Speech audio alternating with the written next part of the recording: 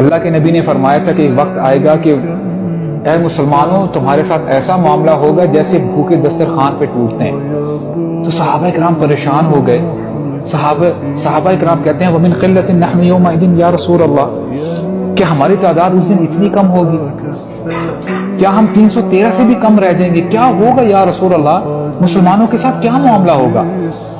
اللہ کے نبی نے فرمایا نہیں میرے صحابہ، تم اس دن بہت زیادہ ہوگے، لیکن تمہاری حیثیت اس جھاگ کی سی ہوگی جو بہتے ہوئے پانی کے اوپر ہوتی ہے، اور تمہارے اندر بیماری پیدا ہو جائے گی، اور وہ بیماری کیا ہے؟ حب الدنیا و کراہیت الموت۔ تمہیں اس دنیا سے محبت ہو جائے گی، تمہیں موت سے نفرت ہو جائے گی، تم صرف اپنے ایگزامز کے بارے میں سوچو گے کہ میرے ایگزامز کیسے اچھے ہو جائیں گے، کیسے مجھے اچھی جاب ملے گی، کیسے میرا بزنس فلرش کرے گا، کیسے آگے بڑھے گا، میرا کیریئر آگے کیسے بڑھے گا، کیسے میری شادی ہوگی، میں اپنے بچوں کا، اپنی فیملی کا جو مستقبل ہے کیسے سیکیور کروں گا، میں اپنا گھر کیسے بناؤں گا۔